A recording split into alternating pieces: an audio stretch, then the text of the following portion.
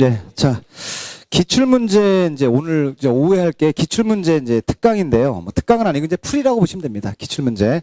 이게 언제 나온 거냐면 23회. 작년에 시험 본 겁니다. 작년에.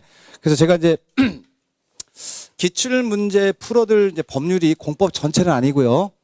자, 거기 보시면 아시겠지만 국토의 계획 및 이용에 관한 법률을 풀어드릴 거고요. 그다음에 도시개발법, 그다음에 농지법 세 가지 법률을 제가 하고, 자, 나머지 법률은 이제 다음 시간에 할 겁니다.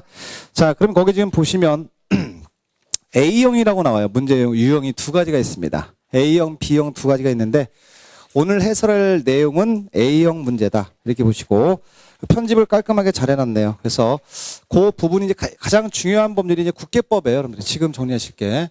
그래서 이제 해설 강의할 게 이제 국토의 계획 및 이용에 관한 법률. 자, 요거 이제 우리가 공부했으니까 몇 개나 맞추나 한번 보세요. 한번 여러분들 관한 법률. 자, 그 다음에 도시개발법을 할 겁니다. 그래서 이건 이제 첫째 시간에는 국계법 해드릴 거고요. 12문제. 그 다음에 나머지 문제는 도시개발법 있고. 도시개발법 6문제 나오죠. 6문제하고 그 다음에 농지법. 이거 이제 두 번째 시간에 할 겁니다. 이렇게 해서 총 20문제입니다. 지금 문제가 나온 게. 자, 요 세 가지 법률을 가지고 이제 해설을 하는데 뭐 지금 여러분들이 지금 처음 하신 분도 있고 공부를 좀 하신 분도 계시는데 가장 평균점에서 강의를 하겠습니다. 이제 국계법 같은 경우는 작년에 12문제 중에서 난이도가 참 높았다라고 얘기를 하는 게 세 문제가 어려웠고요. 세 문제. 세 문제는 이제 찍으라고 낸 문제입니다. 그 문제가.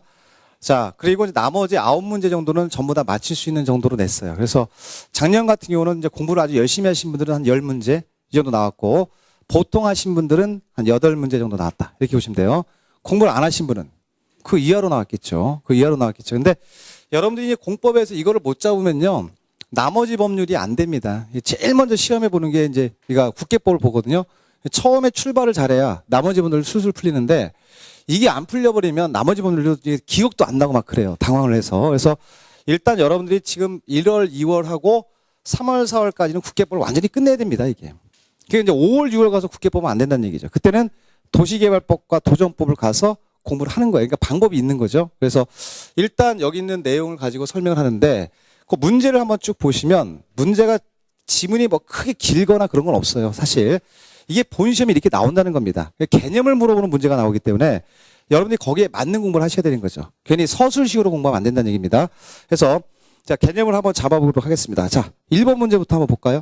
자, 1번 문제 보면은 자, 요 내용이 나옵니다. 국토의 계획 및 이용에 관한 법령상 도시군 관리로 결정해야 하는 사항이 아닌 것. 이렇게 나옵니다. 그럼 요거 뭐 물어보는 내용이냐면 도시군 관리로 결정해야 될 내용이 몇 개가 있죠, 총? 도시군 관리로 결정해야 될 내용이니까 입안 결정해야 될 내용을 말하는 거예요, 사실. 그럼 여기선 제일 중요한 단어 하나만 쓰잖아요. 뭐 어떤 영어 씁니까? 결정. 그러면 자, 우리가 국계법에 가면 계획이 몇 개 있어요. 자, 무슨 계획 나옵니까? 광역도시계획이 나옵니다. 근데 여러분 본시험 가면요, 이걸 순서대로 광역도시계획 1번 이렇게 안 내요.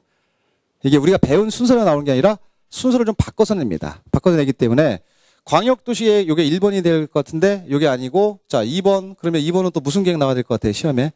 도시군 기본계획.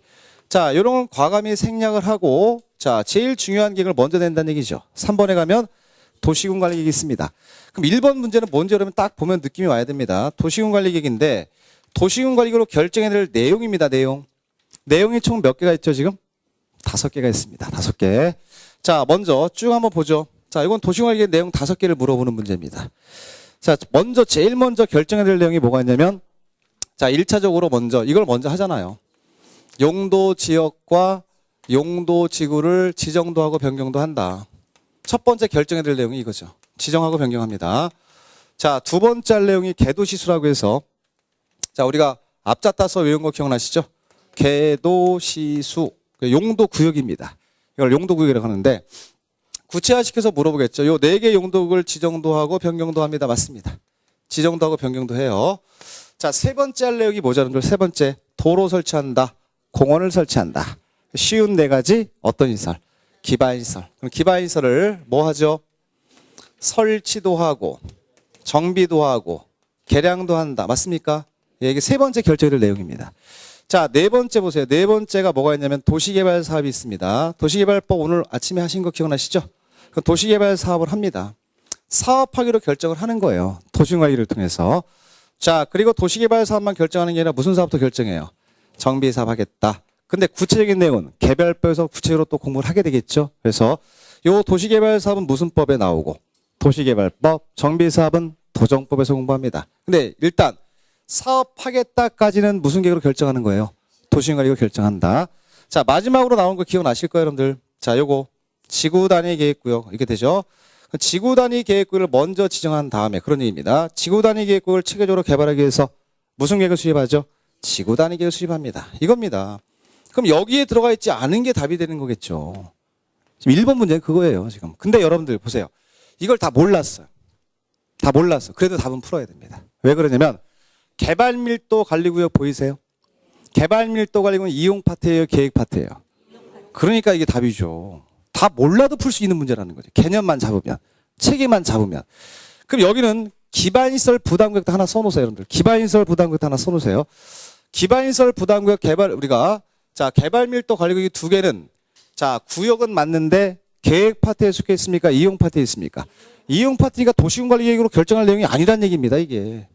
그런 식으로 개념을 잡아가면 문제가 풀린다는 얘기지. 이거를 하나하나씩 외우지 못해서 틀렸습니다. 말이 안 되는 소리예요. 그래서 이런 것들은 자꾸 정리를 하실 때 제가 윤곽을 잡아드리잖아요. 어떤 내용이 계획 파트고 어떤 내용이 이용 파트입니다, 이거. 그럼 여기서 자 이용 파트는 두 가지입니다. 개발행위 허가 등이 있고 뭐가 있어요? 토지거래 허가 등이 있다. 그럼 개발행위 허가 등에 나오는 그 등이 두 가지 구역이죠. 그 첫 번째가 개발밀도 관리구역, 두 번째가 기반시설 부담구역입니다. 답은 1번이잖아요, 여러분들. 이렇게 정리가 되잖아요. 자, 그래서 개발밀도 관리구역 지정, 요게 1번이 답이 되는 겁니다. 자, 2번. 시가와 조정구역 지정 들어가요, 안 들어가요, 여기? 여기 보세요. 자, 개, 도, 시, 수의 시가 뭐예요? 되잖아요. 2번 있네요, 지금 내용에. 자, 3번. 지구단위 계획구역 지정이 있습니까, 없습니까? 여기 있네요, 지구단위 계획구역. 자, 4번. 용도 지역, 여기 있잖아요, 여러분들. 제일 먼저 해야 될 거. 용도지구 있고. 5번에 가면 뭐 있습니까? 용도지구 있지 않습니까? 전부 다 도시군관리로 결정해야 될 내용이 맞습니다. 이런 식으로 이제 문제를 풀면 이런 것들은 틀리라고 내는 문제가 아니라고, 여러분들. 윤곽만 잡고 있는 사람은 다 맞출 수 있는 문제다. 이렇게 볼 수 있습니다. 자, 2번 가죠. 자, 2번은 조금 약간 종합적인 문제입니다. 이게 전체적인 윤곽을 잡지 않고 공부를 하면 이거는 문제를 틀릴 가능성이 있는데 답은 찾을 수가 있어요. 답은, 자 보세요. 문제가 먼저 보겠습니다. 국토의회 및 이용에 관한 법령상 주민의 의견 청취 절차가 요구되지 않는 것은 이렇게 나옵니다. 주민의 의견을 들을 필요가 없는 걸 찾으라 이런 얘기인데 여러분 답이 보여야 돼요. 지금 단계도. 왜냐하면 토지거래 허가구역 지정할 때는 뭐 하나만 거치라고 말씀드린 것 같은데 토지거래 허가구역은 규모가 커요, 작아요?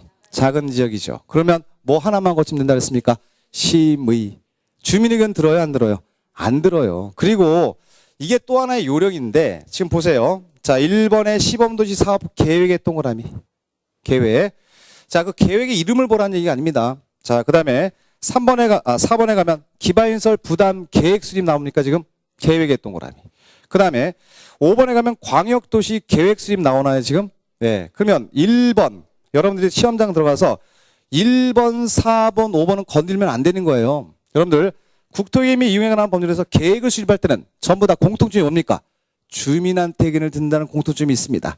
이런 윤곽을 잡는 사람은 답을 둘 중에 하나 찾을 거예요. 근데 제가 말씀을 드렸는데 자, 그러면 2번 아니면 3번이 답이 되는 거예요. 계획 수립을 다 빼버리면 일반적으로 계획 수립할 때 주민 의견 다 들어요, 여러분들. 일반적으로. 그러면 계획 수립에다 손을 대면 안 된다는 거지, 앞으로는. 자, 그러면 답은 몇 번이나 몇 번이 되는 겁니까? 2번이나 3번이 기억이 안 나, 시험장 갔더니. 그 제가 뭐라고 말씀드렸냐면 3번처럼 기반시설 부담구역을 설명을 한번 드렸습니다. 여러분, 기반시설 부담구역 지정 목적은 뭐죠? 첫 번째, 뭘 설치하기 위해서?